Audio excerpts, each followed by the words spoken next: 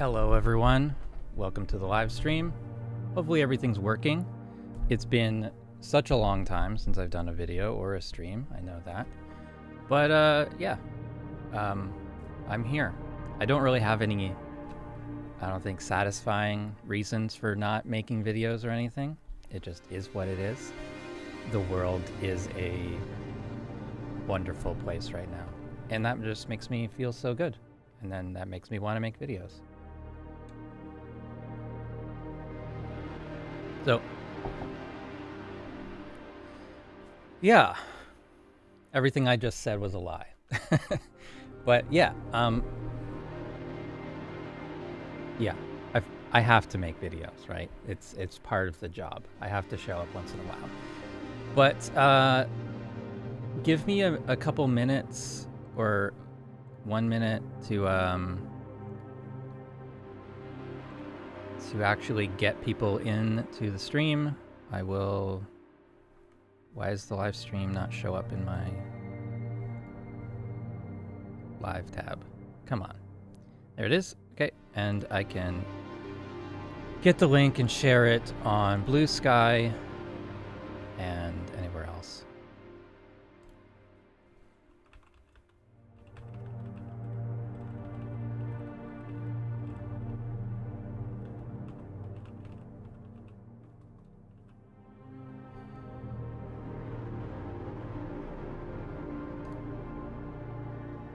Okay, I shared it on Blue Sky, and now I'll share it on my Facebook group, and then we can start.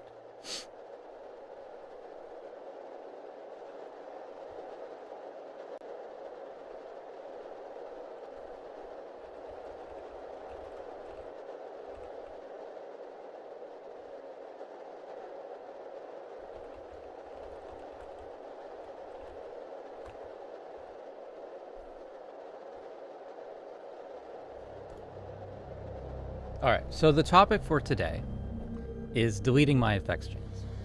Now, the reason for doing this is because so many of them are just not working. They're not in the same state as when I save them because I have different plugins.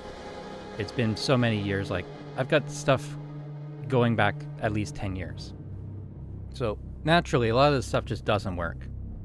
And so when I go to use it, it's not helpful. Throwing your money away. Ah, thank you so much.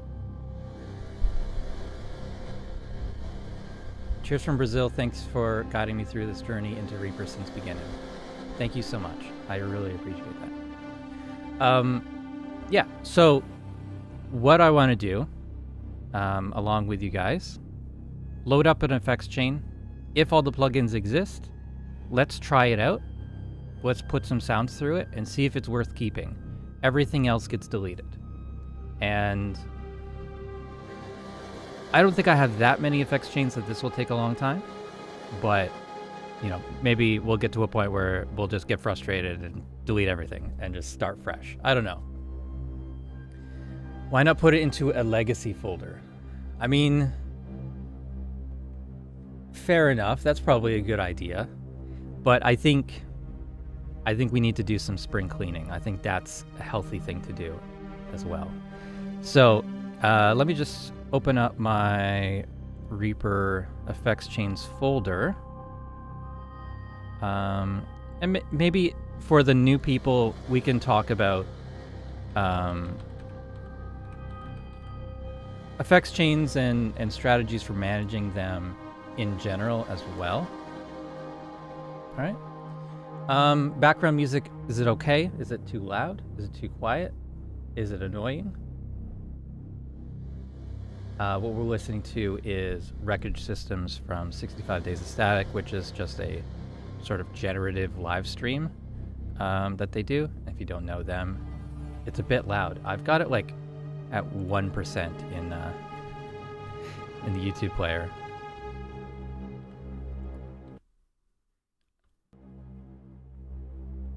%.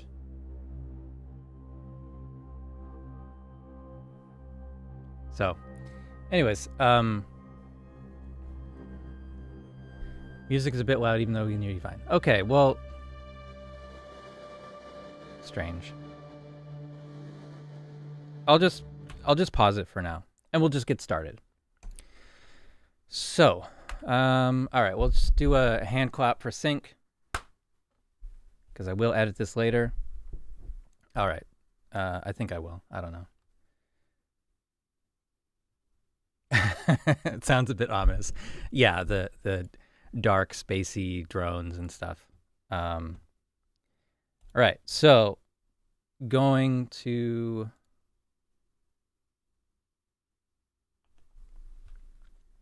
my effects chains folder.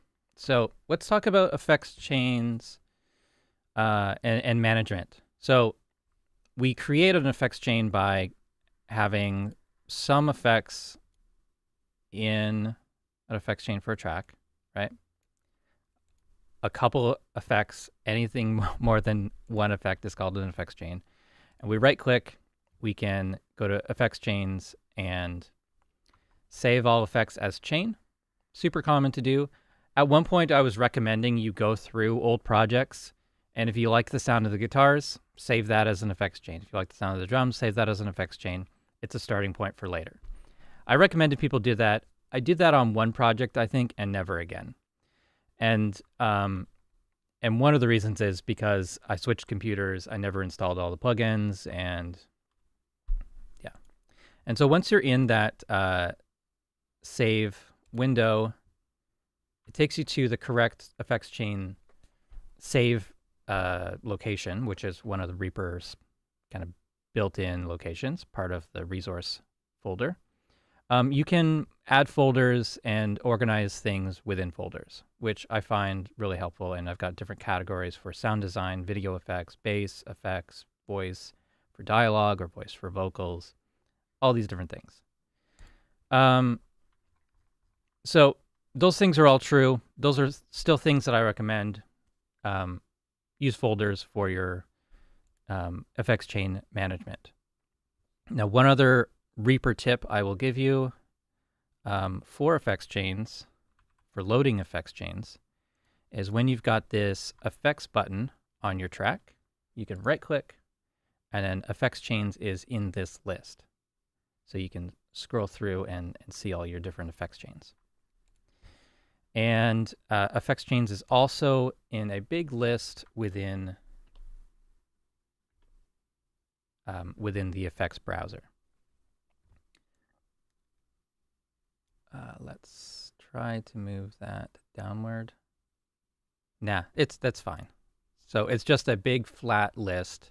You can see the folder name, like drums, and then the name of the effects chain.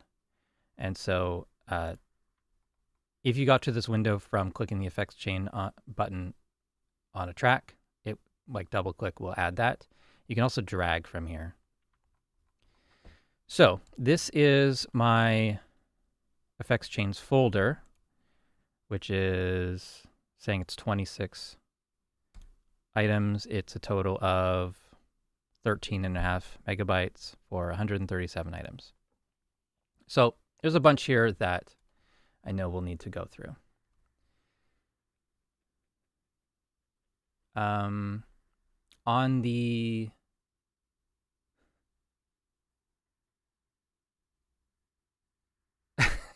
Mika, that's funny. If I turn up the volume, it's loud. If I turn it down, it's fine. W. Thompson, so many plugin updates happen over time that you need to revisit chains periodically. Yes, and things that I saved with Contact have been the worst for that, because every single Contact update makes all my existing stuff break. So I don't like that.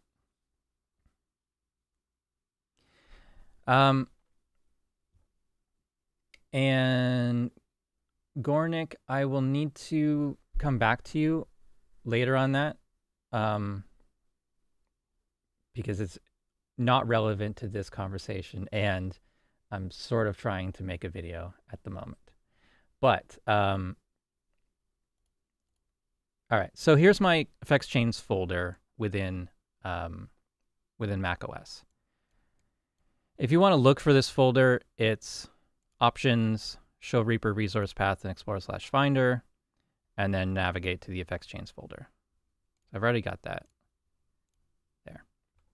All right, this one, voice, I know that that was just an example thing that I did for someone, and that can be deleted. Default track effects chain. This is kind of a special one. So if you're in this effects chain window and you go to effects chains, save all effects as default chain for new tracks. A lot of people accidentally press this, and then they wonder why every time they create a track, it's got reverb on it or a guitar amp or something like that. It's easy to accidentally hit this, but you can also use this.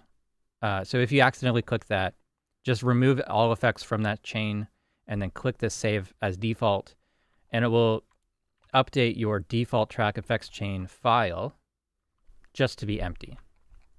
And if I'm looking at this file in a text editor, it's just empty. And that's all it needs to be. Just a file with that name, but empty. All right, so then we've got these different folders in here. This example effects chain, let's get rid of that.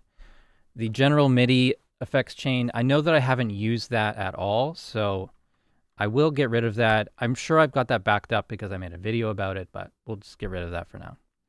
Invert polarity stereo effects chain. I don't remember making that, and I did that on February 13th, 2017. So I'm curious if I can just drag and drop this into a track, what happens? It does load that. Okay, and so this inverts the left channel and not the right channel. I must have had a good reason for that. I don't know what it would be these days, but I feel like that's still a useful thing.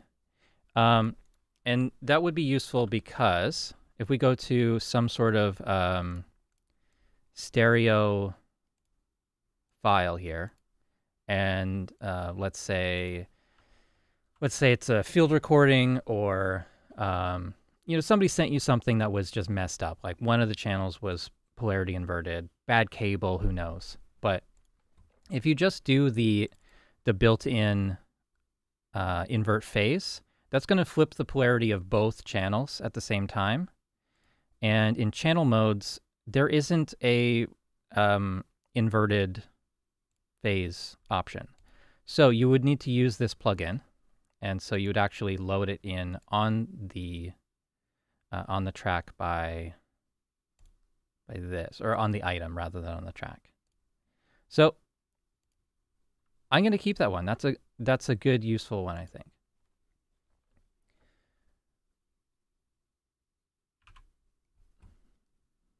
And next.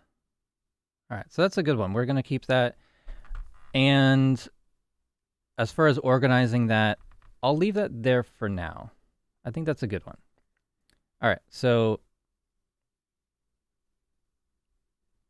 any preference for other one? Let's do utility. So some of these I do use, or I have used many times in the past. And yeah, so this one needs to be updated. RX4 declicker is what it was saved. So I will just find declicker. Found the chain. It's DE-clip. Declick. Right. Interesting. So Isotope 4 was called declicker, and now it's declick. And I have two versions of this. So I'll just put that in there. I don't know what the exact settings were, but like default settings are pretty good on this. And so I'll just resave this as an effects chain. So with this window open, Command S should save. No, I overwrote that. Save all effects as a chain, and this will be utility declick. And replace. Okay. The next one was declip, probably the same story. No. This is RX10 and Smooth Operator. And I don't remember why Smooth Operator is on this, but let's get rid of that. And just save this as it is. So declipping things is something that I frequently have to do. Probably haven't done it recently, but it's something very useful. So I will have a version of that, declip. Now, if it's just the default presets, sometimes it's still useful because I can go here, hit effects chain, utility, and then grab the declip. I can also save that as a shortcut. So if I, what's the word? You can do this with a plugin or effects chain. You can right click, hit create shortcut, and then just hit cancel on this. And now the plugin, we go to the action list and search for declip. This can, that plugin is now an action. And so running this action with an item selected should add that to the item. And running that with the track last touched should add that there. So you can do that with effects chains or individual plugins. And if you want to remove the shortcut, you can delete it like that.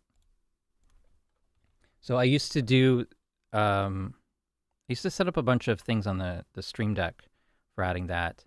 Also toolbar shortcuts for things like that, especially if I'm doing things repetitively, or a particular project where there's a lot of things that need to be clipped. I need to get rid of that. Or I need to be able to access that plugin really quickly. All right, going back to the other ones, let's try this denoise plugin. Yeah, so RX4 dialog denoiser. I don't know what my specific settings are, but let's hit Command R to replace, and that should come up with denoise.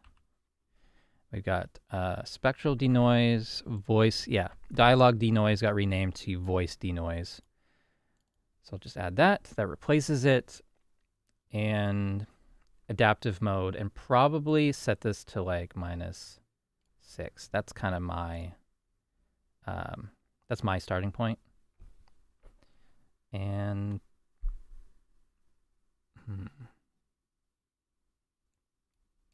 yeah, that's fine. Okay, save that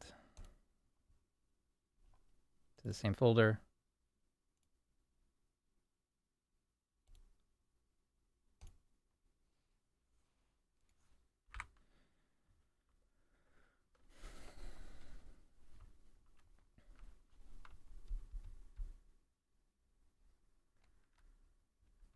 Okay. Can you comment on why you would use an effects chain to save a plugin config like a preset versus chains for multiple plugins? So sometimes the chain only needs one plugin and it needs a certain preset loaded. And I just want it to be different. So when I drag voice denoise to an item, it's going to start with a factory default. I could choose a different preset as my user default, but it can also have multiple presets for different effects, and I can save them in different folders for utility, or maybe the effects, or maybe the sound design folder for different things. So going to utility denoise gentle, this starts at 6 dB reduction, and I could have any other settings change there. I don't think there's anything wrong with doing one versus another way, but that's just kind of how I've found this to be useful. I'm often doing things like, I don't know if the actual action will work, but sometimes I'll make a workflow where I will maybe make a time selection, split the time selection, insert an effect, like an effects chain, like denoise, in that spot. So I've set up actions like that. Off the top of my head, I don't know the last time I've used one, but certain things like sometimes it's just muscle memory. Like it might be a button on my mouse for something like that. It just gives me flexibility and really the it reduces the number of steps I need to take. So I wish I relied more on effects chains, would help a lot on the effects browser. Yeah, and I mentioned this earlier. I encourage people to go through their old projects if they're having a slow day, a bored day, they don't know what to do, and then they want to be productive. Go back to old projects. If they like the sound of something, just save it as an effects chain. Save some time in the future. I never ended up doing that, and I ended up with, and for the projects that I did do that, some of the stuff just doesn't work. So going back to the effects chains folder, utility is done. I like all these, and I'll add to those later. Voice dialogue. I've got a bunch of voice dialogue chains that I don't really use. So sometimes it's stuff for specific microphones that I'm using. So using the Fifine microphone, I've got a couple of Fifine microphones, I think, and I wouldn't even know which one that was. 2021. So the last time I saved a voice preset was in 2021, and most of my recording for my voice is inside of a video editing template which has its own effects. So honestly, I'm going to get rid of most of these. Remove pops is one. Every time I go live stream, I get 1,000 text messages as soon as I start. Okay. Remove pops extreme, remove pops. These are things that I do use. I got one called pitch effect, and I don't know exactly what that is. Podcast basic, quick dialogue, clean, and crush. Man, a lot of these I know I'm not going to use. Like, let's get rid of those. Nose whistle. There must have been 2013. I must have had to correct nose whistle so many times that I ended up saving an effects chain to save me time. But I can't remember the last time I've needed to do that in a dialogue edit. Let's see if that one still works, though. So nose whistle is a, what is that? Band 3, 15K minus 20. So I don't know. Nose whistle. It's kind of, I'll deal with it when that happens again. Pitch effect. What's pitch effect? Chorus and retune and automatic pitch correct. Huh. I don't know.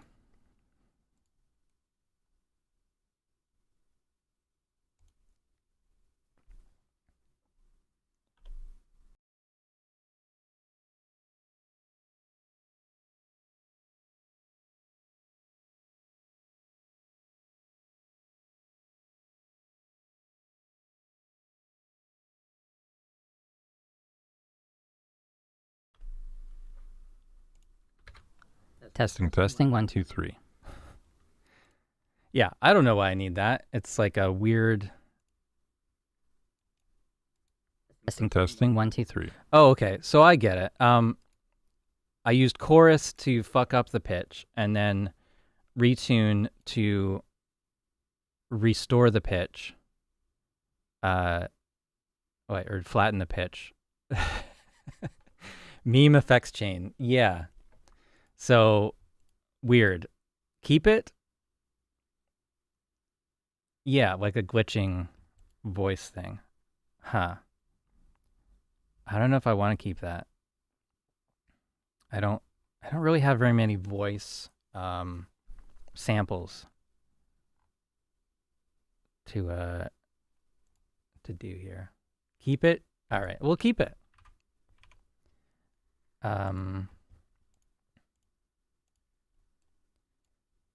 Podcast basic. Let's do that.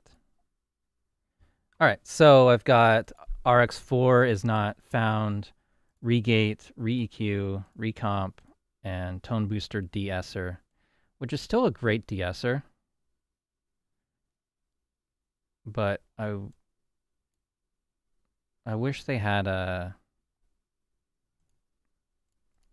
universal binary version of that. Dialogue denoiser. There's like nothing going on in the EQ. No, it's not worth keeping. Quick, dialogue, clean, and crush. And then again, isotope, dialogue denoiser, de-esser, T-Rex, brickwall limiter. Yeah, I think I used this for a course, and then I didn't end up liking how it sounded. So get rid of that. Remove F sounds. Testing, 1, 2, 3. Yeah, I don't know. I think this would have been used on a single syllable to reduce an F sound, but I don't need that. All right, remove pops. Remove pops is just a low pass filter. Well, it says low shelf, but let's make that a high pass filter, I should say. And that's at 100 hertz. And that is something that I use fairly frequently when I got a lot of plosives.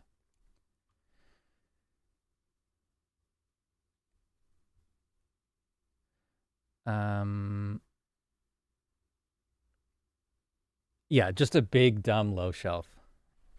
Yeah, but if you use it surgically, it's helpful. You don't need spectral repair for things like that. It's, yeah.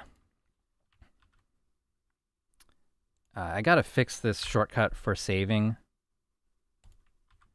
because I made the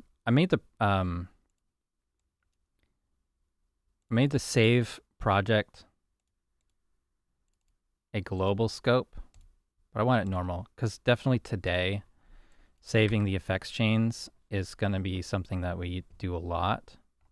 So that was remove pops. And remove pops extreme, I think, is just a little bit higher. Band 2's, yeah, band 2 is doing nothing. Let's remove the unused bands as well. So that's at 300. And save. I have used both of these probably in the past year. So they're basic. You could just add an EQ to the track or whatever, but I like to do it surgically and just fix the problem spots. And remove Fs with volume envelope and razor edit. Yeah, you can do that. Which will, well, I mean, it will turn down the high frequencies and the low frequencies. It'll turn down everything equally. Sometimes that works. Sometimes you just want, like, if the F is like a plosive sort of, or like wind gust, that might not work. Sometimes you have to be careful because that will push it below the gate, and that's not going to be good. And that's something that's harder to automate. That's a multi-step kind of thing. But if let's turn off the snap to grid. Let's turn off the grid lines. There it is. I've got workflows like if I want to turn this down, I'll turn on my take volume envelope, and then I can press this button and turn that down. And that's faster than a razor edit, I think. Razor edit would be like this, and then you have to show the volume envelope. Yeah, I don't like that way.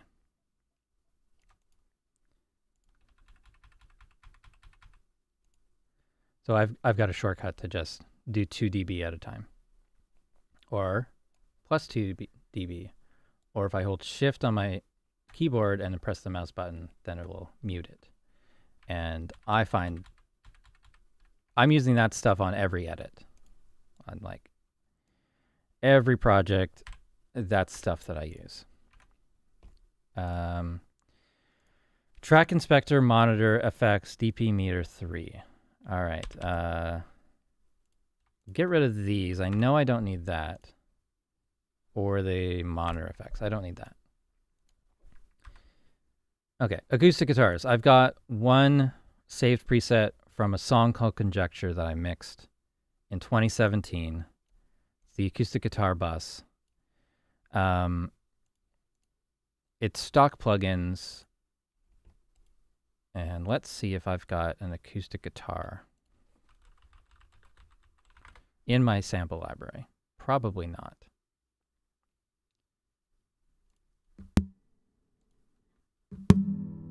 Okay, that's single notes from a Kontakt library.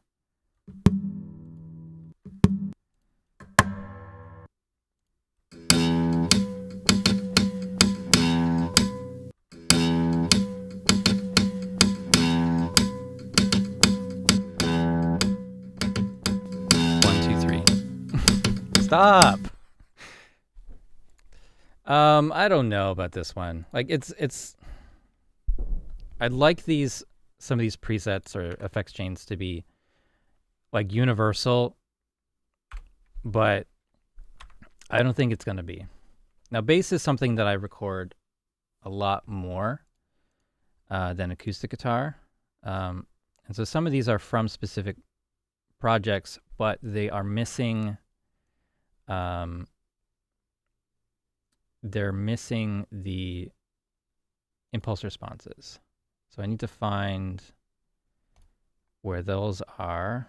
If I go to impulse responses and guitar cabinets, just search here. Okay.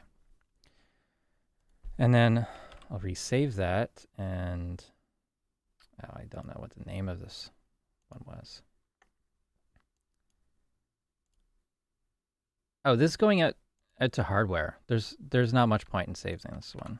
I must have saved these because there was multiple songs, but if it's going through reinsert, there's no point in saving that. All right.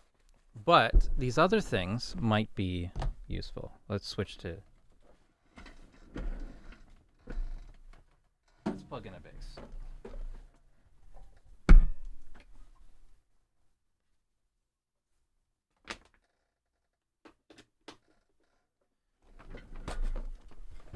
All right, I just keep bumping into things here. Input 1. All right, and so the first effects chain we'll try is the bass chain. And it didn't load anything.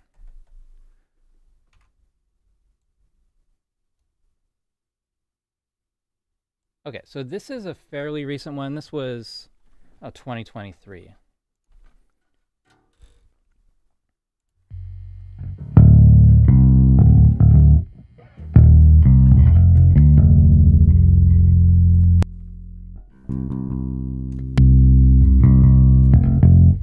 I think it's worth keeping. It's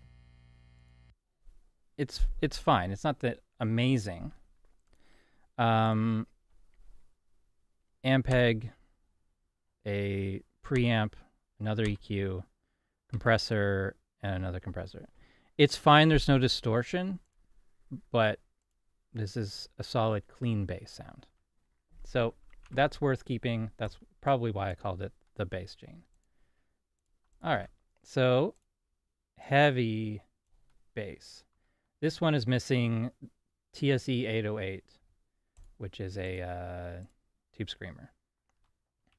Do I have a screamer?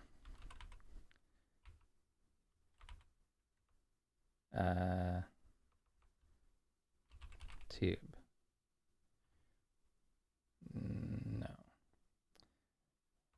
No. Yeah, so I'd have to have like ample tube or something in there.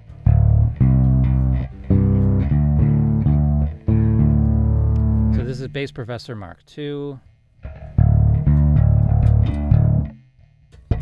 This would be fine if I had the distortion plugin in there, or if I'm going through one of my distortion pedals.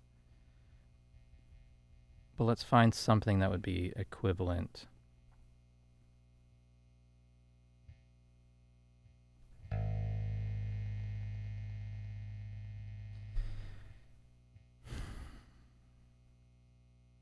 I don't know.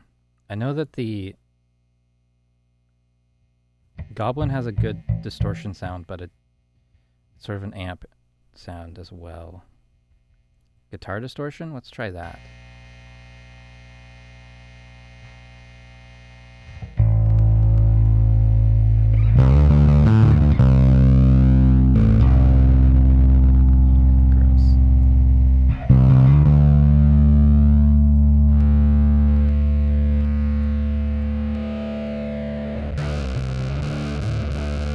Absolutely disgusting.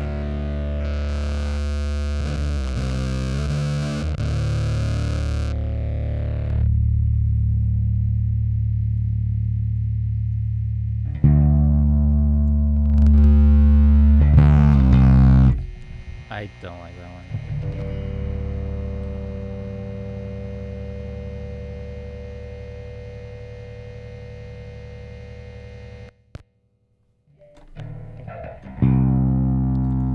Let's do a Ratty Diode.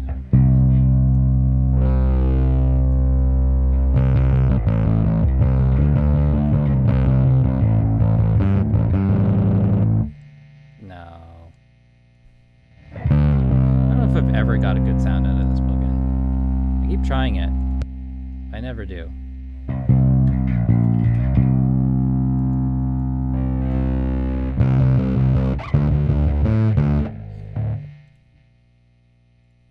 Yeah, without the pedal, this is really not, it's not working. Let's get rid of that. So Conjecture Basses is a broken one, but it was saved from a song I mixed. Bass Chains. What is this one?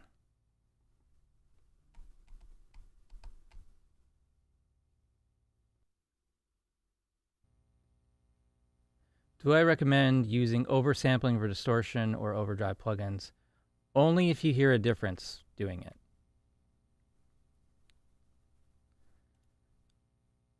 Okay, so this one took a while to load, but it seems to work. I'm trying to remember what the situation was for this.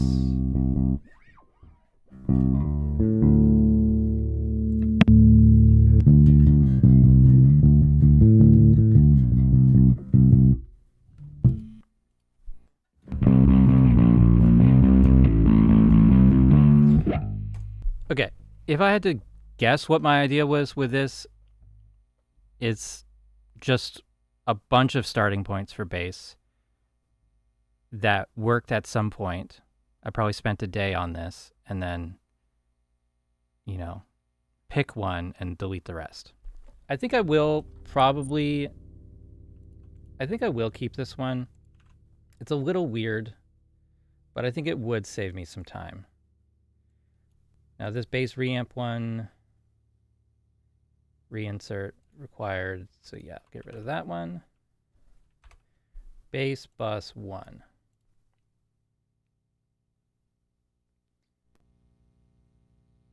And this needs TR Nova, which I do have. Oh, I don't have the original Nova. I just have Nova GE. That's why. Okay, So we'll delete that. What's wrong?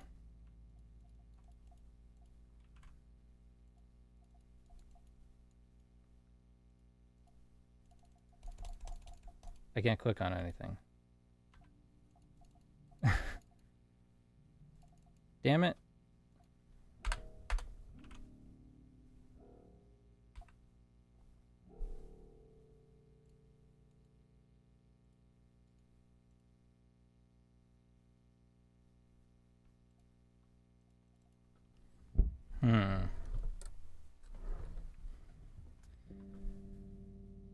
No cab IRs for my base. I've got some. The problem is if I switch computers or anything, then they stop working. I don't know what's happened here. I gotta quit Reaper.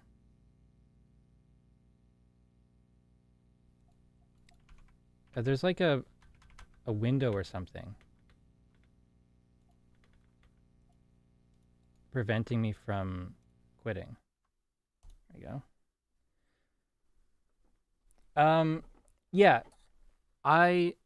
So for cab IRs, it's just the ones that are inside of that Ampeg plugin. Mostly. You can go so far with impulse responses and building effects chains and stuff, but I like to keep things simple and like how I would do it kind of in the studio. Like I would have the bass, a pedal board, an amp, and cabinet ideally. And maybe a DI chain and an amp chain. I'm surprised that I haven't saved anything that's like a multi-track sort of chain. I do also have many different track templates to go through at some point, but mostly these are virtual instruments. All right, so coming back to bass bus 1, that one didn't work. I guess that's it for bass stuff. I've got a dynamic de-esser. What is that? So this is recomp with parameter modulation to make it into a de-esser.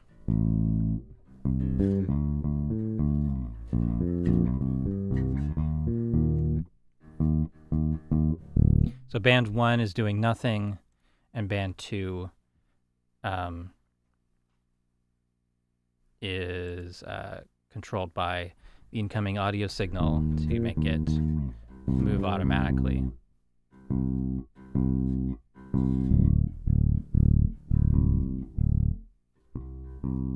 Kind of weird. I don't know. I don't think I would use it, actually.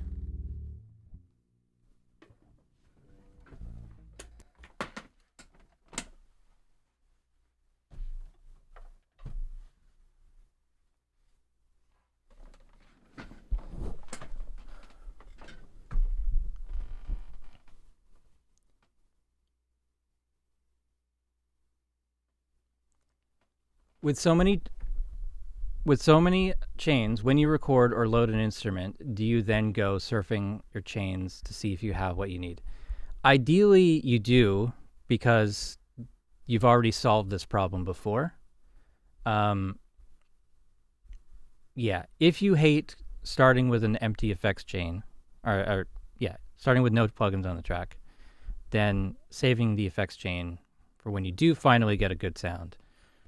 It's supposed to save you time, but when you have too many effects chains, it kind of gets in the way.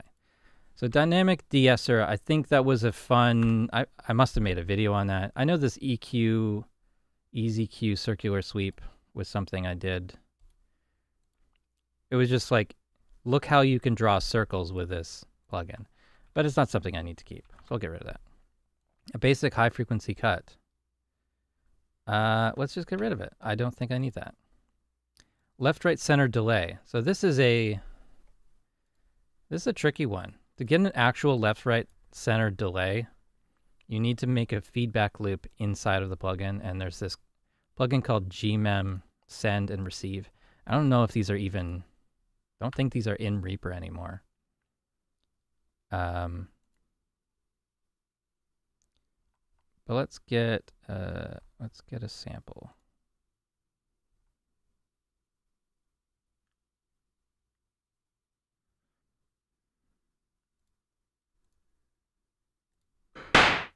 All right, clap.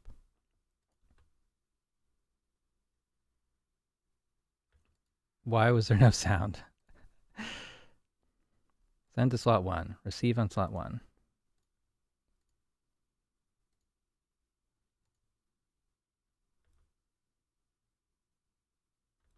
Huh.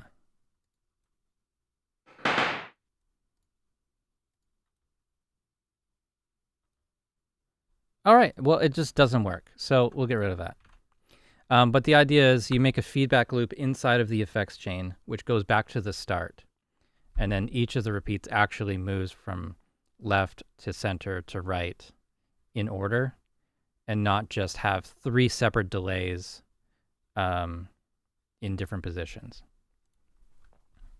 Because, read delay cannot actually do a left, right, center sort of delay. Mastering compressor linked. This was the Shadow Hills thing. I don't think I actually did link the controls. Last time I opened this up, there was no parameter modulation for the items, so, or the thing. So I'll get rid of that one and that one. Macro pitch verb. Having a little trouble keeping up with the chat today. Macro controller was renamed. One issue. And then I don't have the reverb. We'll get rid of that. Megaphone 2. It's missing impulse response. So we'll find that in here. And resave that. I guess. Actually, let's listen to it first. So, megaphone effect. Let's get a drum loop.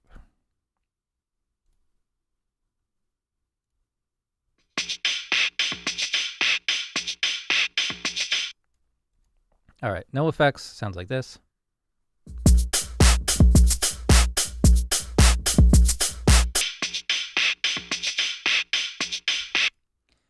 I think it's probably worth keeping. And the original megaphone preset is missing a distortion and EQ. So let's get rid of those. And how does that sound? Okay, so for EQ, let's add in another EQ.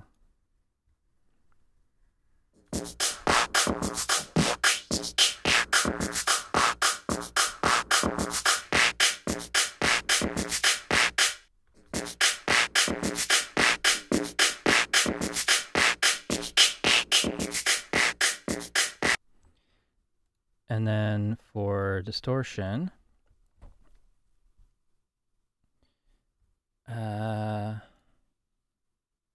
air lo-fi maybe?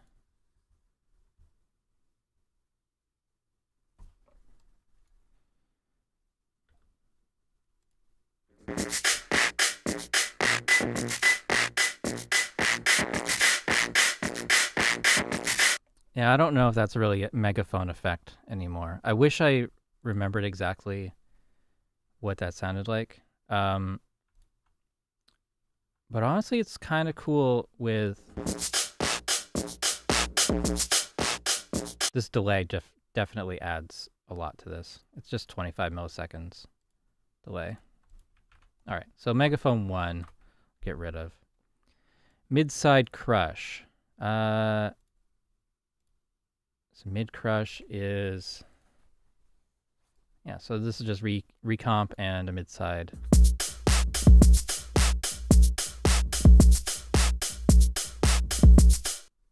So without the mid-side.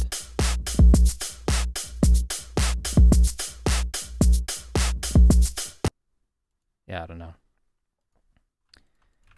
Don't care. Get rid of that. A mid-side EQ.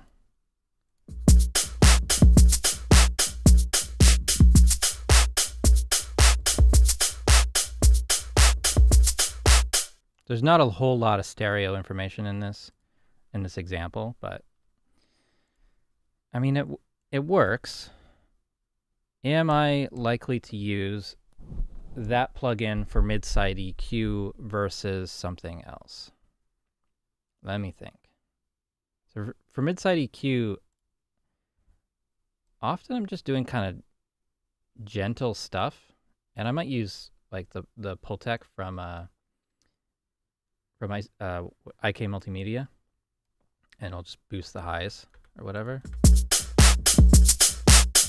on the side channel. So I go to that was both channels. Mid, turn that down, but I'll boost that. Yeah.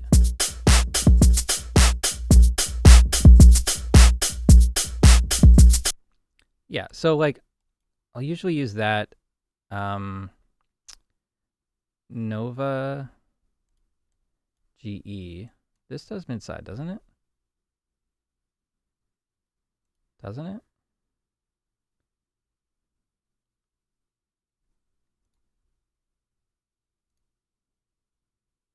Maybe it doesn't. Okay. What else do I have that does mid-side? Oh, the Ozone EQ. This one does mid-side. So yeah, for a surgical EQ, I'll use this one. I'm less likely to go through the whole effort of a MS. What the fuck did I just press? I didn't know I could do that.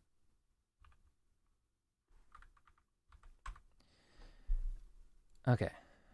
Conjecture Guitar Bus. None of the plugins are still there, so I'll get rid of that. My Guitar Bus 1. This is Tone Boosters EQ. You know what? I'll just start over. Both of those we'll get rid of, and the 546 and 2 cabs, I'm not using that anymore.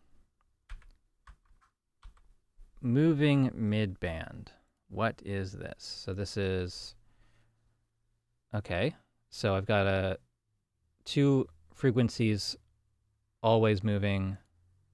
I've got recomp, probably just to balance out that movement. And then I'm delaying it by 18 milliseconds on the right side. So that would be something you'd use on like on a pad.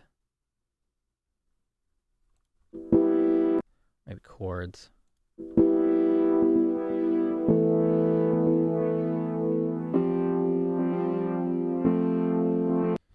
Now if I take band 3, I guess it is, and go to parameter modulation, it's not tempo synced. Be helpful if it was tempo synced. Yeah, I don't know. It doesn't sound bad, but it's not something I would probably use again, is the thing. Like, I saved it because it took a lot of time to make. But honestly, I'm not going to use it. Because for that sort of effect, like, Snap Heap is probably easier. I know that I've done a similar effect a bunch more times since then. I think honestly this is one of those situations where it's easier to create it fresh than to try to catch those moving parameters and adjust it for the particular song. All right, so this was a piano EQ that used MS and compression. So piano. Now what was the specific?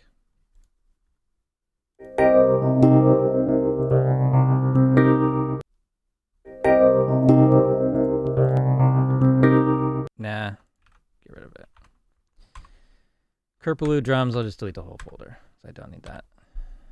LBX stripper, I never ended up using, and mix bus, get rid of that. Okay, mix bus A. All the plugins are broken, get rid of that, and mix bus B. Again, all the plugins are broken. So I'll get rid of those, and I'll just have to make new mix bus presets. I know there is something that I use on a regular basis, but it must not have been saved to the mix bus folder. All right, OTT effects chains. This is just like a bunch of, this is just 5 OTTs with different parameters. Because it's just sort of, it's such a unique sounding thing. And like, it's just amplified the more of them you put in there. So I think I had like a shortcut for OTT. Maybe, yeah. Insert effects chain 3. And just run that a couple times for wonderful sound effects.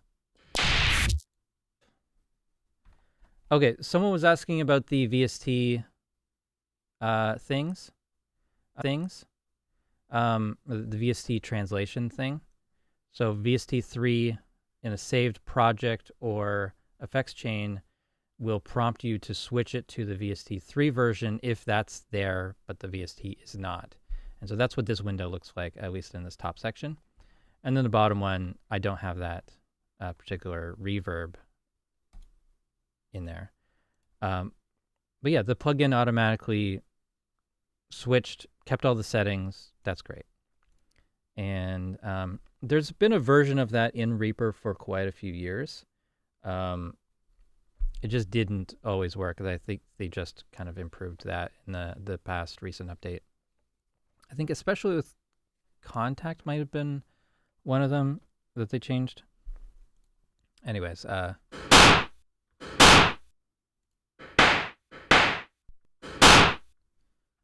let's change that reverb to something I do own.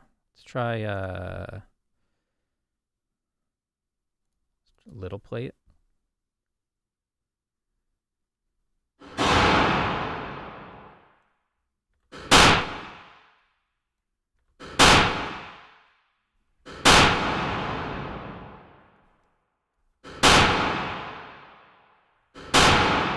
I don't know what the purpose of this effect is.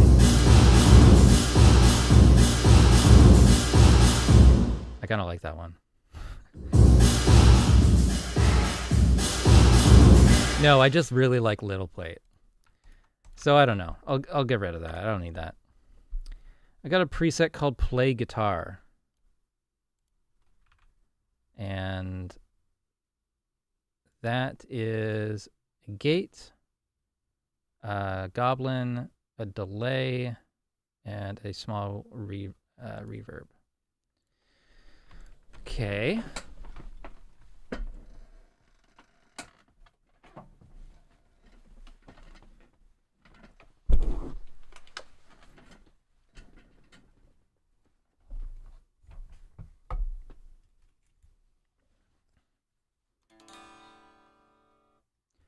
Tuned-ish.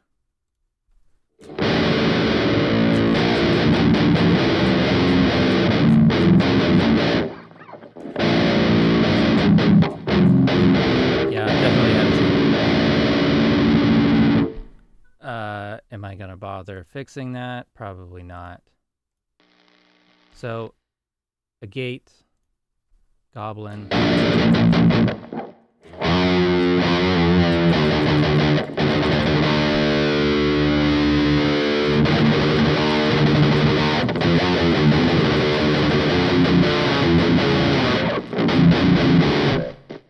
And then reverb.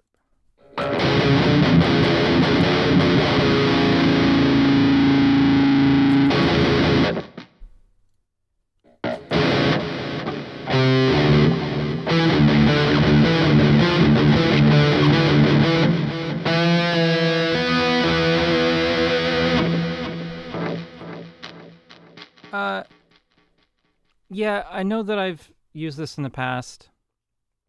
It's just like a quick, I want to play guitar.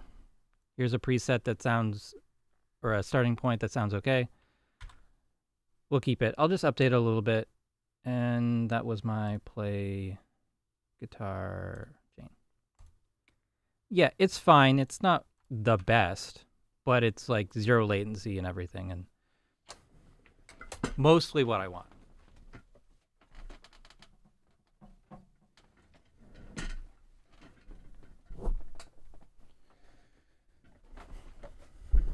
Goblin's a pretty good, like, super basic guitar amp thing. It's kind of gross sounding, but, you know, it does the trick. Anime swords. This was, pretty sure this was a fun one to build. Does it still work, though?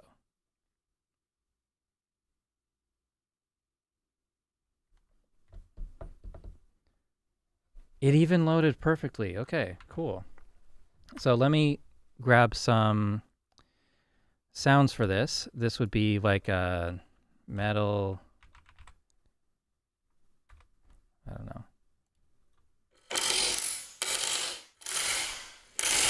Right now I'm playing the Media Explorer through the selected track.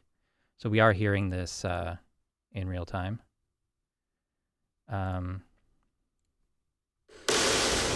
Some of these are processed, so let's find things that are source.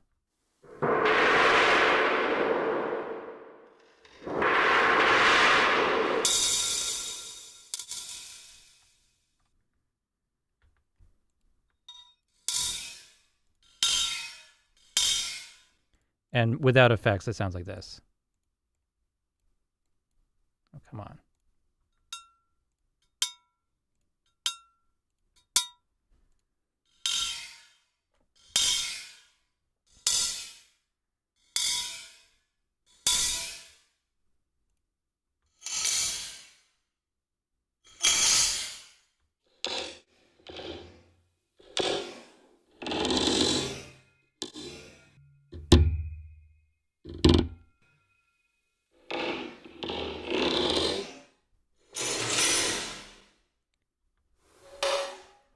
I remember this one being pretty fun to figure out, so I'm going to keep that one.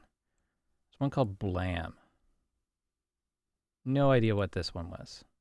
It's missing Echo Boy, Junior, and Decapitator. Oh, but it's going to swap them for the VST3s. Okay, so... Gross. No...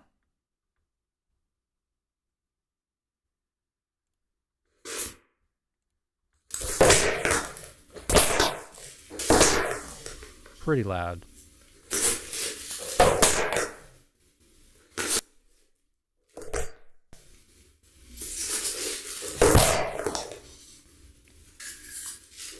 Okay, I don't really like that one so much. So we'll get rid of that and blaster thing.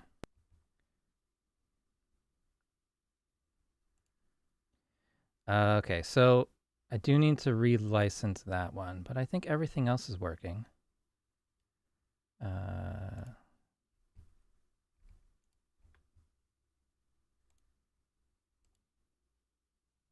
No?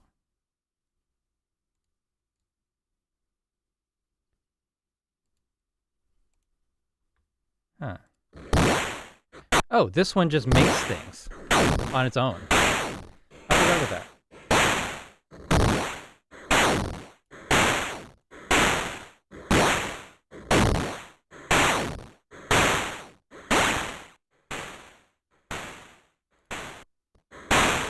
Oh, right.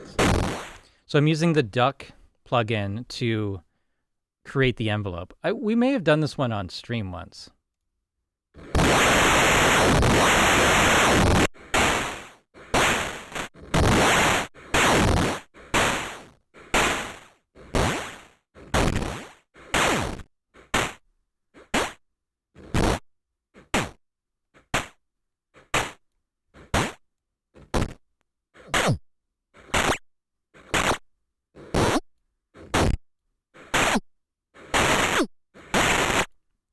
This is a good one. This is what I like my effects chains to be. I'm going to leave it the way it is. I do need to authorize that plugin, but that will be fixed at a later date. Electrical. What is this one?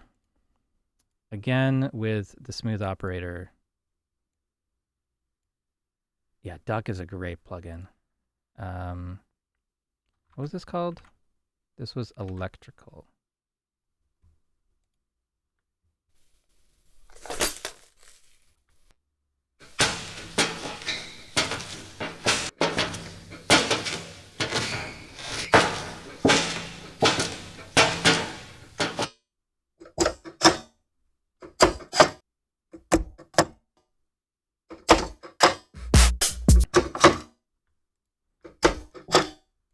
Okay, so this one is supposed to give sort of this like electrical kind of sound to things through distortion, I guess, and whatever the guitar denoise is doing.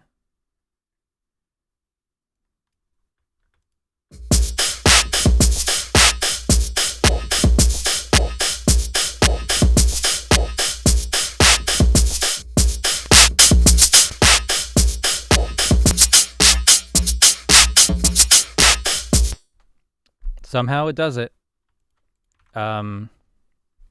Horror scream.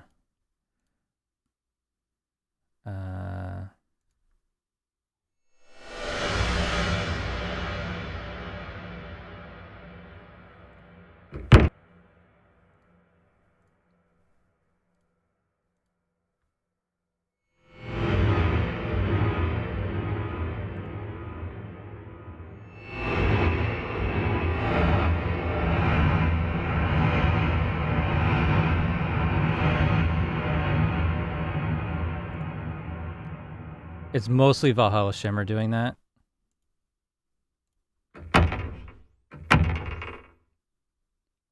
But this effects chain, or without the effects chain, these sounds like this. A little bit rattly.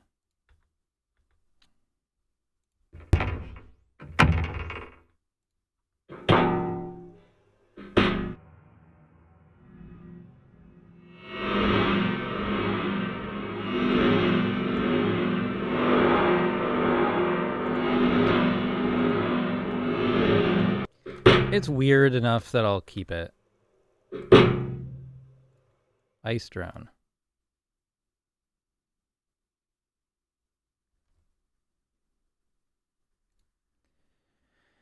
Okay, spectral denoise, pan man, crystallizer, vintage verb, and outer space. So what the hell is this?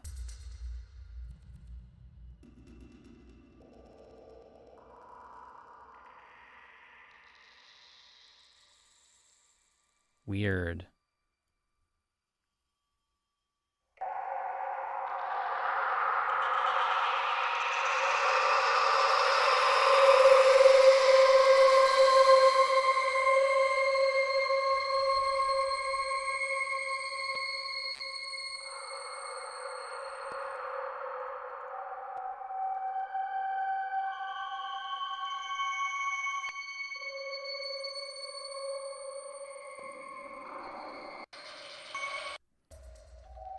Interesting. Stop. I'll keep it. Oops All Crackles. This is decrackle with output crackle only enabled. Transient controller, OTT, and re-EQ just to do something in the upper mid frequencies. Let's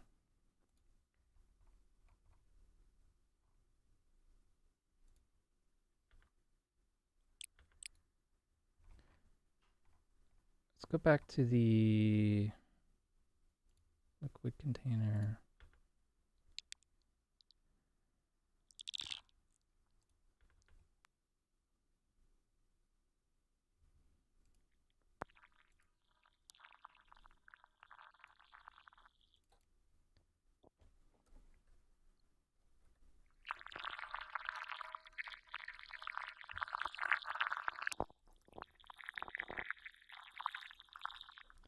It's perfect if you like those like swallowing and eating sort of sounds. Yeah, it's a good one. Shimmer drone. So Valhalla Shimmer, of course, dynamic delay, and EQ.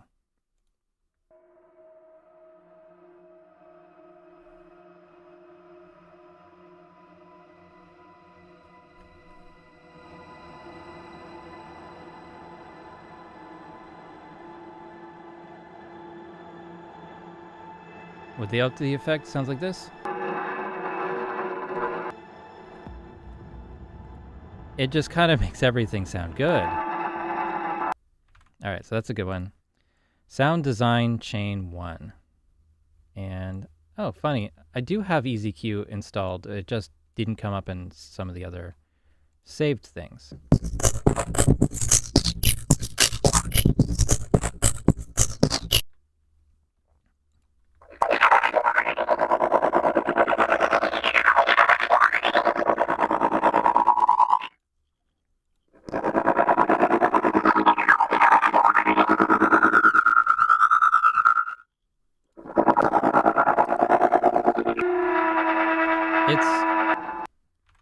It's weird enough to keep, I think.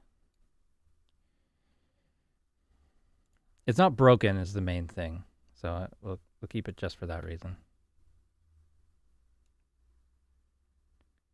Doppler Pro, why aren't you working? Oh yeah, I need to.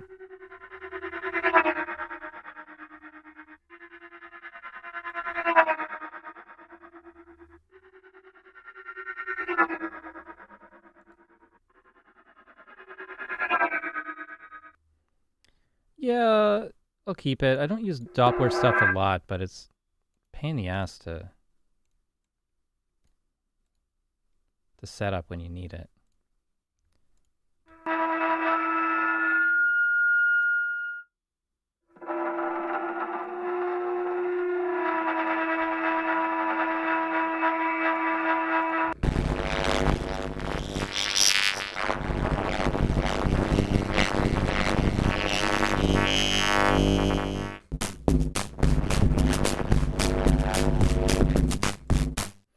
I think that would probably sound pretty cool on a voice.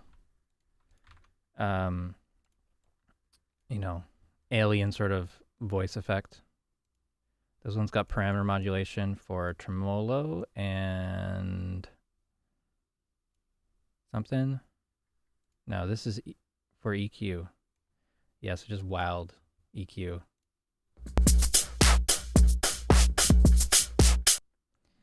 Let's just import a section of this. I keep accidentally playing it from the Media Explorer while the other thing's playing.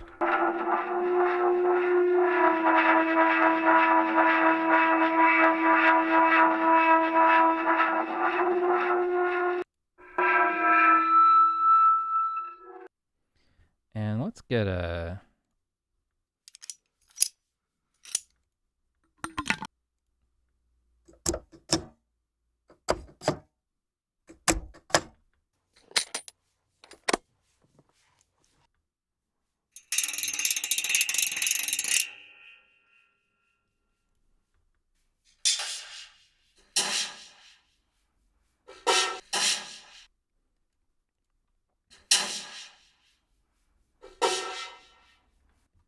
Yeah, I like it. I should make more of those types of things. Split harmonizer is trying to remember what that is. 2 pitch shifts.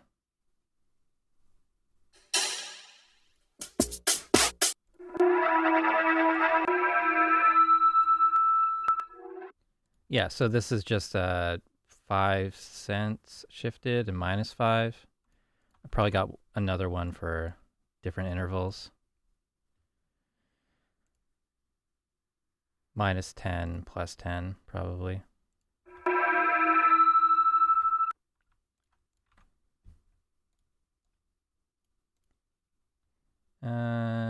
What's the difference with this one?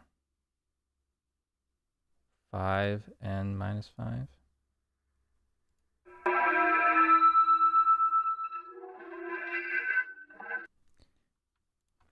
Yeah, so that's just something to do some pitch effects along with the vocal, spreading it out and stuff. All right, vocal effects. I think this is going to be pretty simple because none of these will work. Yeah, Joey Sturgis gain reduction. Don't have that anymore. There's really nothing that's similar to that. Background vocals, that's missing. CS2A. I could make that work, but that is way too much reverb for a background vocal. Lead vocal. Yeah, this is the wrong version of T-Rex. So all of those will be gone. Percussion, nothing. Keys, mix bus, electric guitars. Drums. Okay. I think this is the last folder. So, in fact, let's get some good sounding drums, like an actually no, maybe a track template. No, we'll do Contact.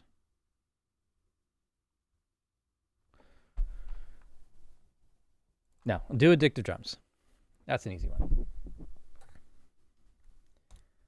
No effects chain.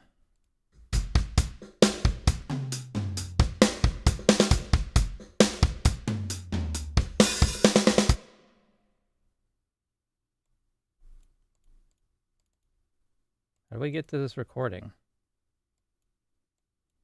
There it is. Okay, so now I've got some good sounding drums. Actually, don't need that plugin anymore.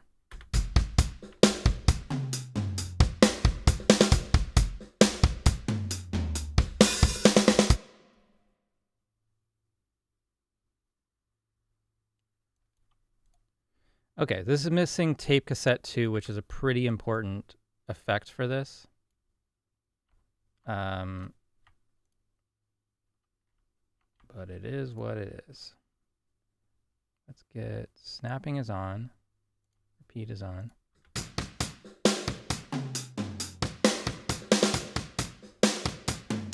going to replace that with something else.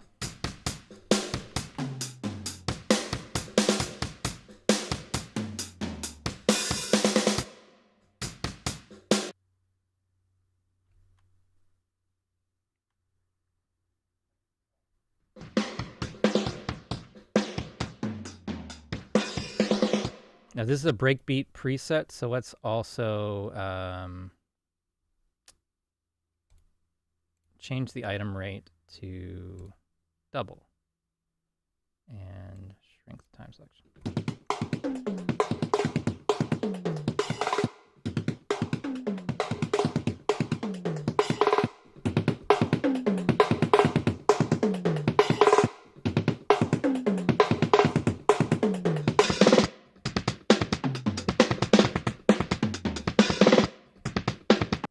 I don't know if that's a good one. What's this Toucan tape recorder? I've never seen this before. Let's try that.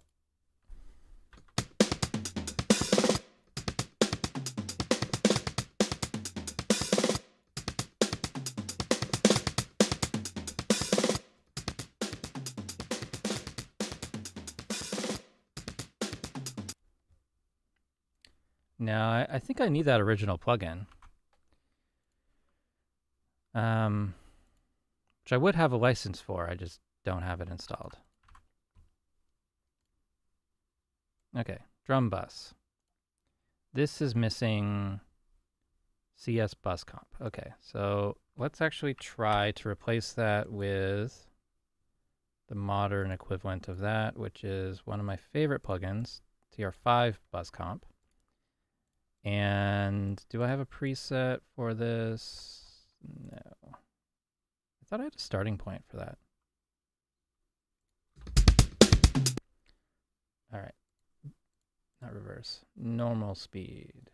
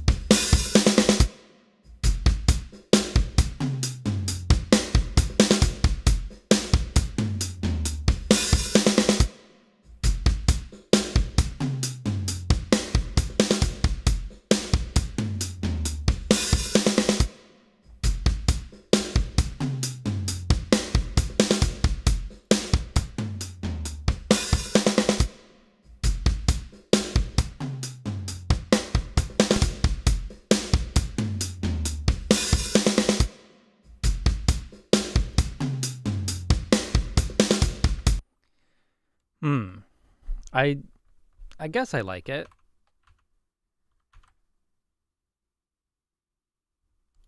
I guess. I don't know. Let's save this to drum bus 4, I guess.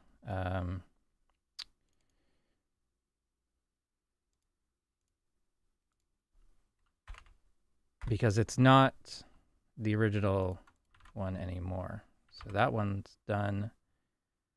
Drum bus 1. Re-EQ and re-XComp.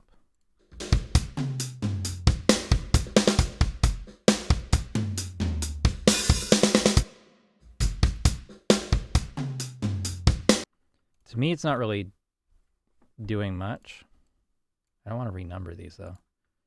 This was missing bus comp. Okay.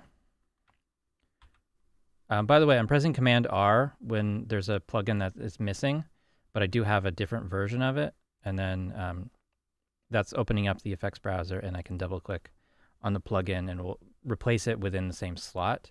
It's not going to get the original settings.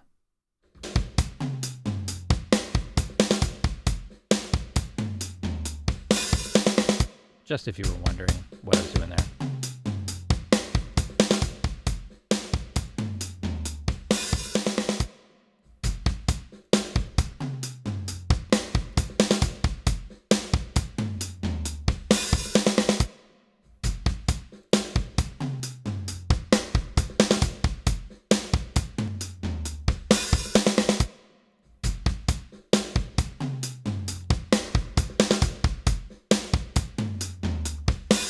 So like if I mixed into this, it would probably work okay.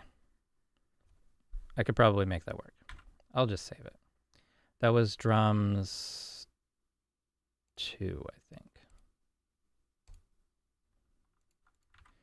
Now drum bus 3. This one is missing the bus comp again.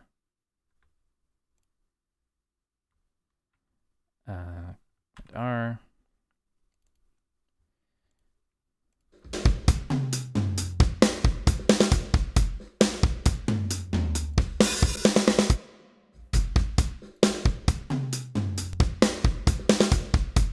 So this one's getting more of the distortion from the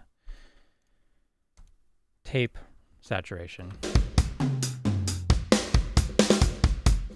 I don't know, it's fine. I'm kind of sick of this experiment, to be honest. But I do want to come back to the breakbeat one, I think.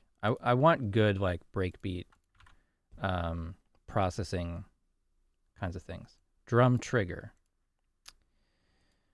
Re-EQ, transient controller, and re-gate. Now,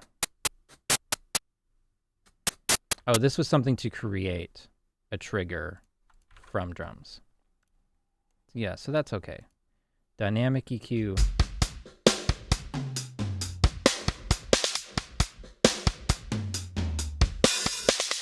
All right, so that's something that automatically removes the kick, I think.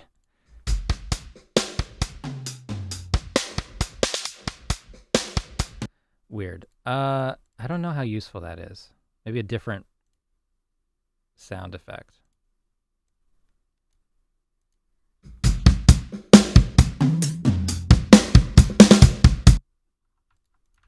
I don't remember what these were. I don't remember mixing trap. Yeah. All right, we'll just get rid of those. Those 2 we'll get rid of. Snare top 1. Transit controller, re-EQ, soft clipper, and recomp. We'll have to get the sound of the snare top. So let's find that. Should have one of them in the audio drive.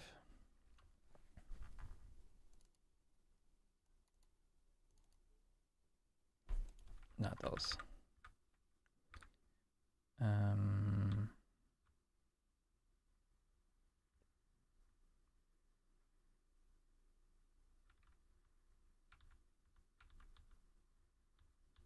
snare top.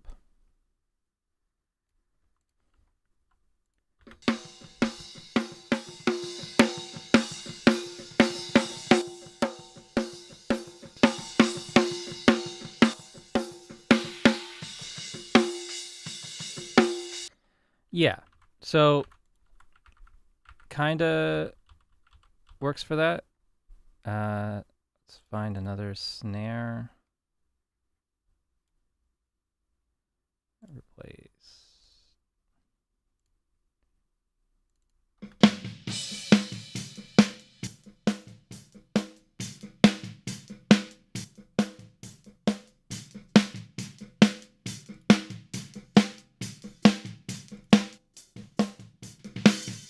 It is getting closer to like what I would want from it. I think the EQ is kind of weird. I should have a, I should have a bunch of variations of that, sort of doing the same thing, increasing transients or shaping the transient in some way. I don't have a problem with like order of operations on this. So I'm just I'm increasing the attack.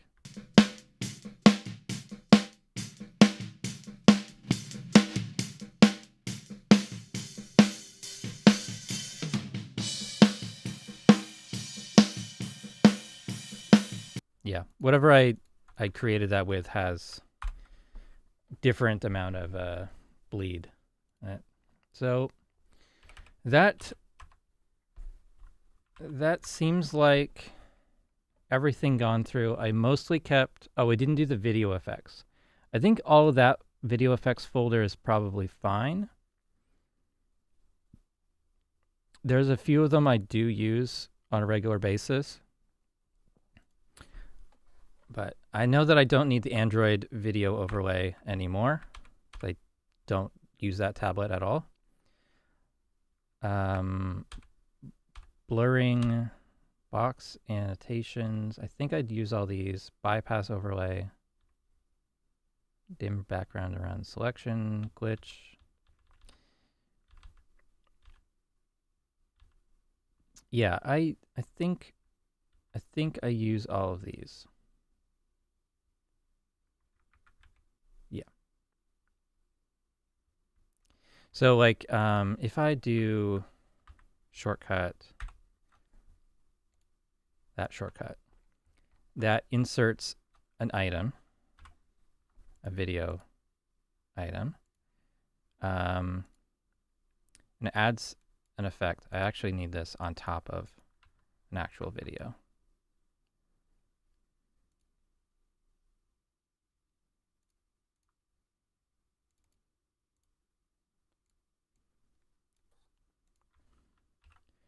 And so this is an effects chain. So it adds in this shape with the border and adds in the text. It pops up the name item thing, this one.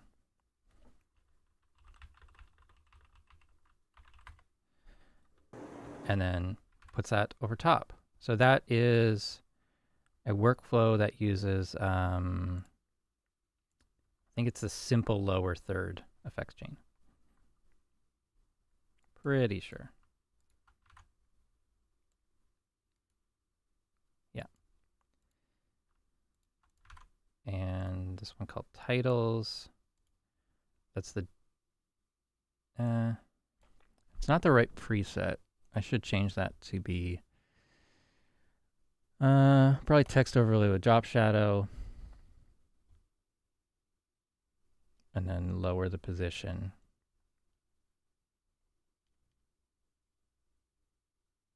Mm, 95. All right, so that was titles, video effects, and titles.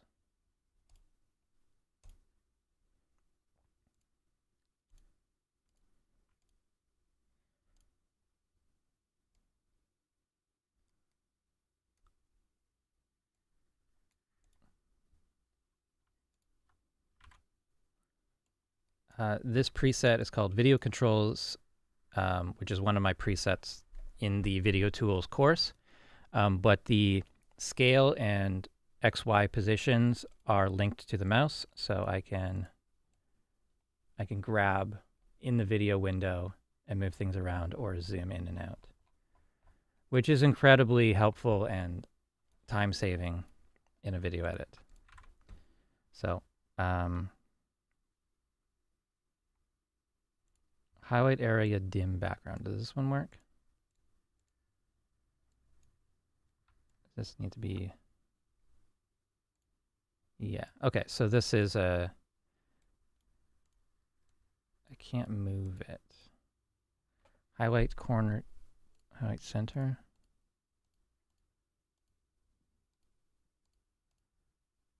Dimming background. Highlighting the center. Oh yeah, then I have to resize it. And this other one is having a spot in the corner. Does anyone remember if I ever had my camera in the corner? I think probably having it, saving this to have it at the top is probably the right thing to do. Yeah, I'd have to start over on that one, probably. All right, I'll get rid of that one. But that's it for this stuff. Yeah, that is it for saving my effects chains, or deleting my effects chains, I guess you would call it. All right, putting the music back on. All right, now I will go back to the chat. Because it's been a while since I looked at the chat. An hour, maybe? I also need to check my in real life messages.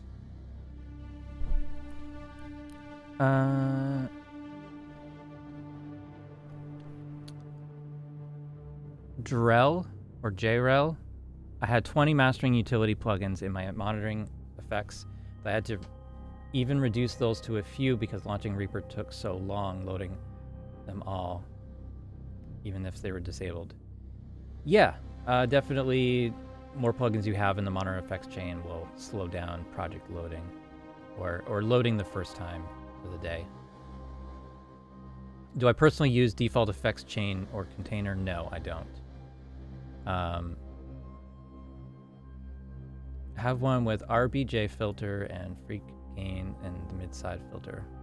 Could discover you to add track parameters. Now my track low with them for gain, low pass. Yeah, that's an interesting trick. The thing is, there's a lot of times I don't want effects on anything. Like I want, when I add a track, I want it to be blank. What the fuck? Why is...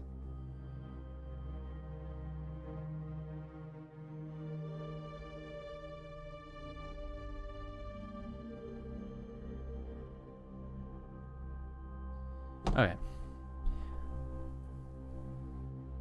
I lost where I was.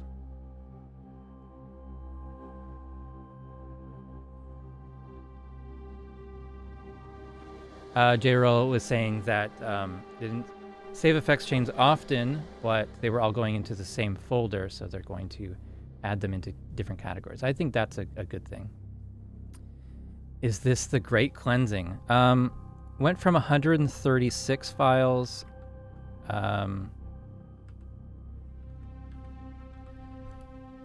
down to 75, including the actual folders. I've got a lot of empty folders here now, so maybe that will get me to make new ones. Ideally, every time I'm making an amazing sound in a mix, I save it to effects chains, but I never do. No re-cue. I don't know what that was. Oh yeah. The JS effect re-cue. I don't go with that one. There's no reason not to, but I just have so many EQs, and re-EQ that comes with Reaper does almost everything I need.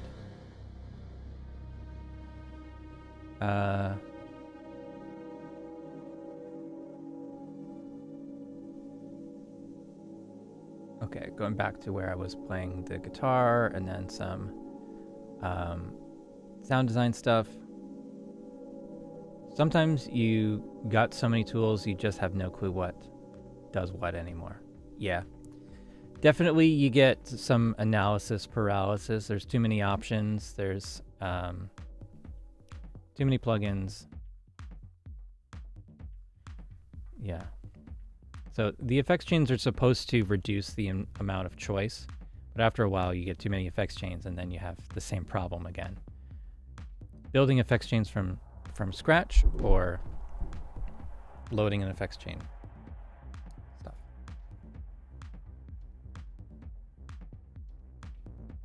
Hey, Danny. Yeah, it has been a while. You know, I've had trade wars on my mind. I've had Elon Musk on my mind. All that stuff. So I didn't want to talk to people, essentially.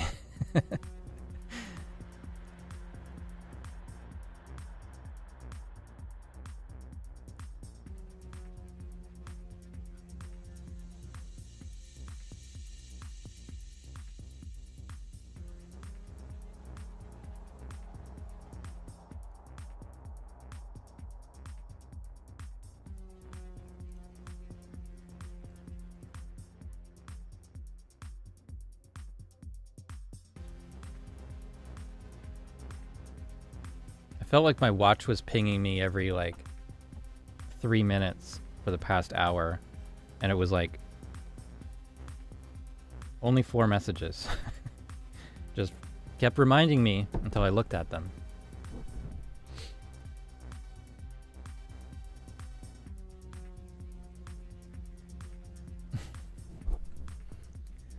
Okay. I mean, that's pretty much it. That took a while. That was almost 2 hours.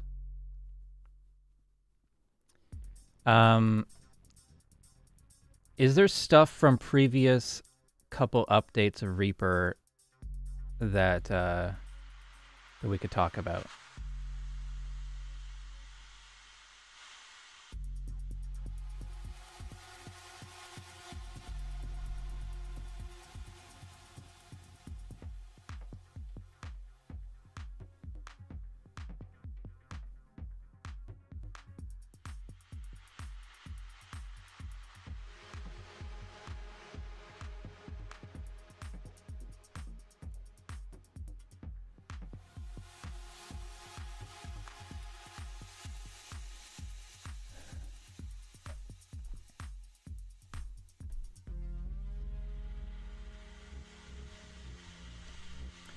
So in Reaper 7.3.4,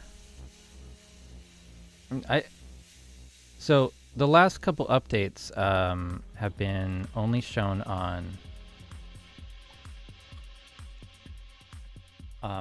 Blue Sky, is where I've talked about them at all.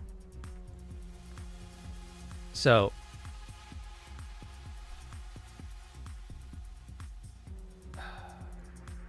effects. Add option in preferences audio to auto bypass plugins whose PDC exceeds threshold when record armed. So that's audio bypass effects. As I don't want to repeat myself, but you can set the millisecond amount. If the PDC exceeds 2 milliseconds, that effect will automatically bypass when you record arm the track. So you can set that to 0, you could set that to 5, whatever you want.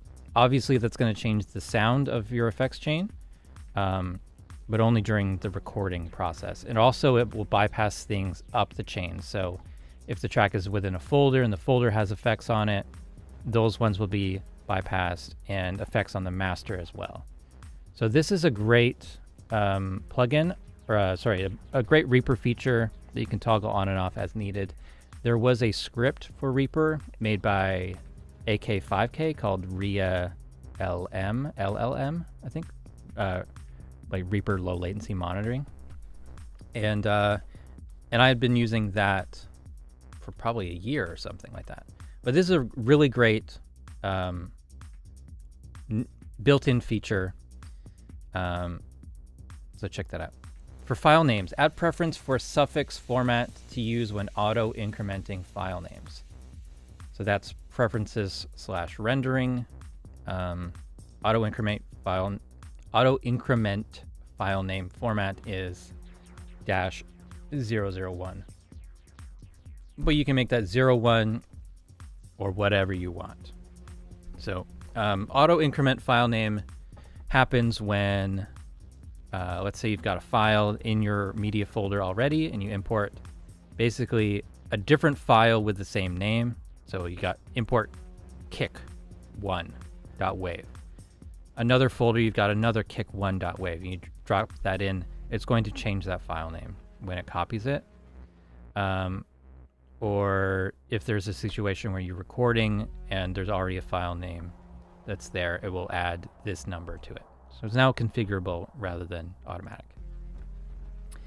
And also, there's 30% tariff on media imports except MP3 and FLAC from Brazil, Taiwan, and Greenland. So, you know, that's a pretty important change in the past in Reaper 7.34 that you definitely need to be aware of. Yeah. So obviously there's workarounds for this tariff, but yeah, you know, importing just you know, just something to be aware of.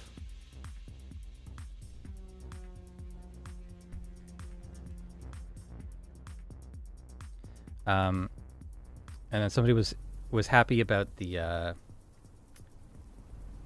VST2 to VST3 change. Where is that? VST2. I actually used your screenshot instead of taking my own screenshot, by the way. I don't know if anyone noticed that. You shared it on the Discord, and I just took your image and shared it rather than doing my own screenshot. But the VST thing, improve VST2 to VST3 migration compatibility, including module info.json and iPlug compatibility. The specifics of this, like, you know, we saw it working a couple times, but I don't know if that would have worked without the 7.34 update, because this stuff has been in there for, I want to say, like, that's a Reaper 6 feature. Or maybe like 5 point something, but it's been there for a while, but it didn't work in every situation. It's going to work in more situations now. Previous updates to this, I can't remember like specific features. Maybe I posted about that.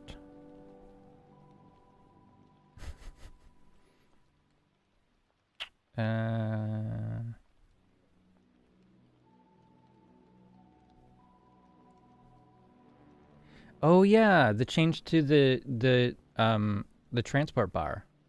Did anyone notice that? I try to zoom in here to it.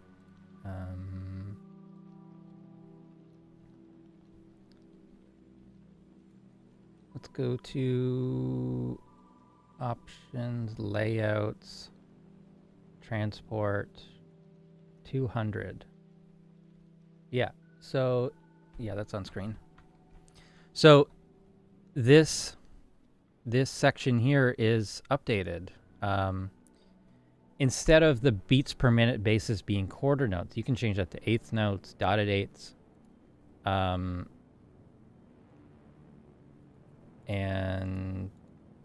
yeah, I mean, just it's a kind of a minor change, but they haven't changed the UI, added a new element in years, and it was just sort of in this small 7.31 update. Mostly bug fixes, but that's about all there is to say about that one. I don't know.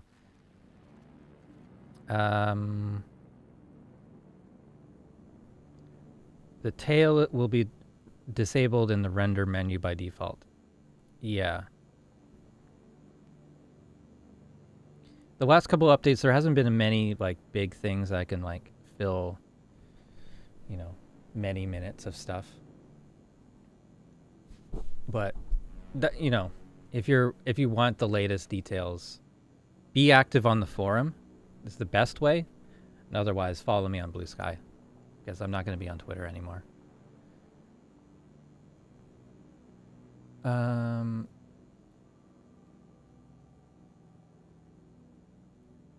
Yeah. I don't know what else to say, guys. I cracked my monitor. The monitor that I have dedicated to OBS has about 30% of the screen broken now. Which is super annoying. If you can imagine that, you know, if I have a window over there, it's just missing. Like, if a pop-up comes up in the bottom right corner of my screen, I'll never be able to click on it. It sucks.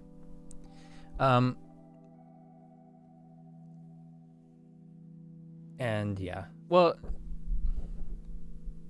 it just feels like a waste. I hate wasting technology, you know, like throwing something away that is still good. This is, you know, it's 40% still good.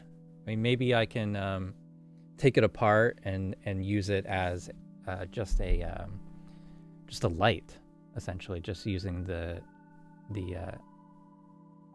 panel as a light, soft light. Or maybe move it to the background. I want to have my VHS camera constantly on and displaying an image on a TV behind me.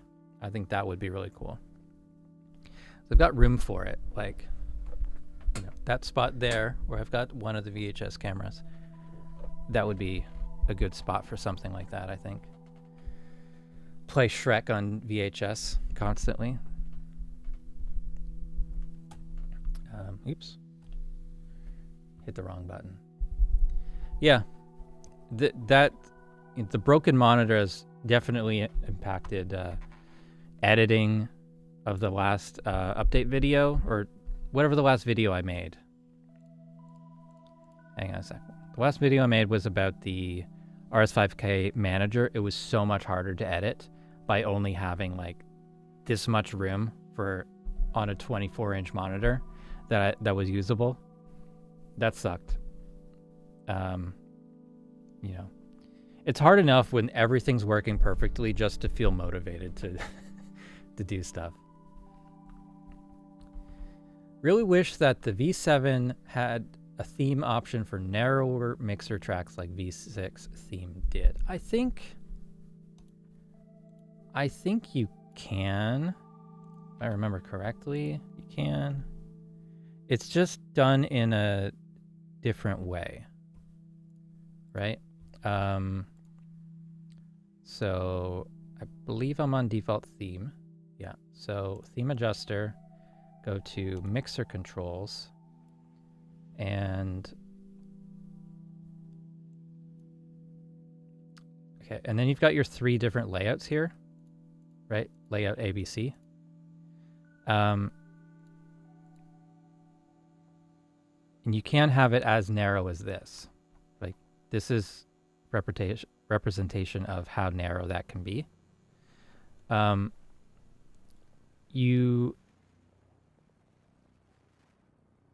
Let's see. So we go to layout B, and if a track is unselected, here. Let's open up the mixer. Let's make this layout B. Right? So we can set the width here, right? With unselected and selected, and if it's record armed. So 3 different conditions for different rules or different track width. So if it's selected, we can make it really wide, and if it's unselected, it makes it very narrow. Or if we record arm this track, it gets this big. So it is still possible. It just may not be You have to use one of your layouts for that. I don't know. I think it's as good as Reaper 6 was for that. Let's go to Reaper 6 default. And themes, theme adjuster, mixer panel, layout B, and we've got the if selected, narrow, if not selected, narrow.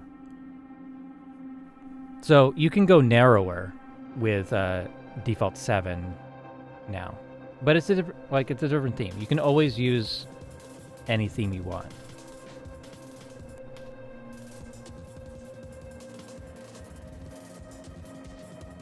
Maybe I just don't know the distinction between like exactly what you want. I feel like there's a lot more flexibility with default 7 and the theme adjuster. And I barely use any of it.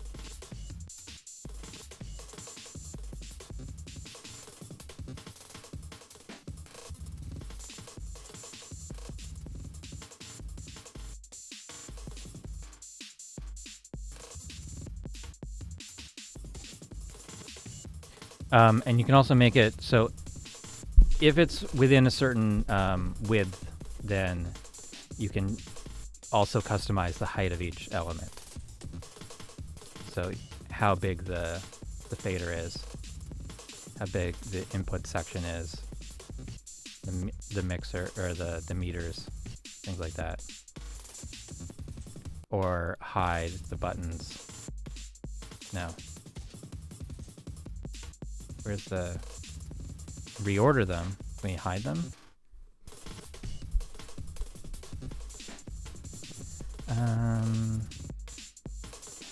I feel like all that stuff is available. I'm gonna reset. Oh, it's so different.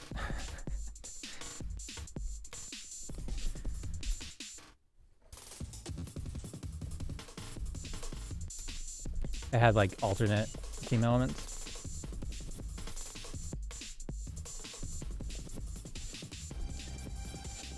Yeah, I broke my my custom default 7. I used the thing to merge themes and just this one doesn't work. It's the default 6, but it doesn't work with the new theme adjuster. I don't know.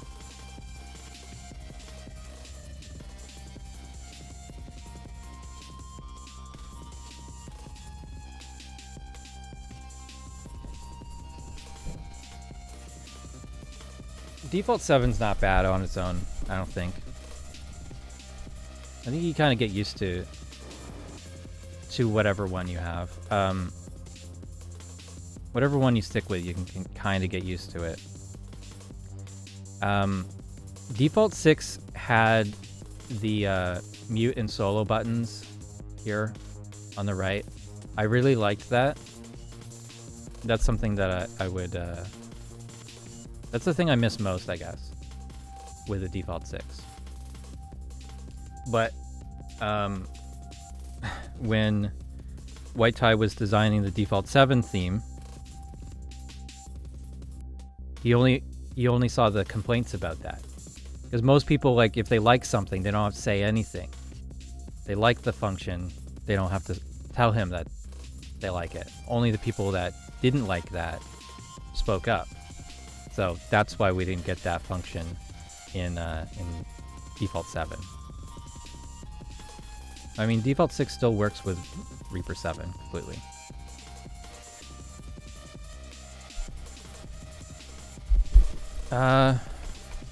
Yeah, well, I've run out of things to say, and I'm really hungry. So I think we're going to wrap up here. Thank you so much for joining me. This might be made into a video.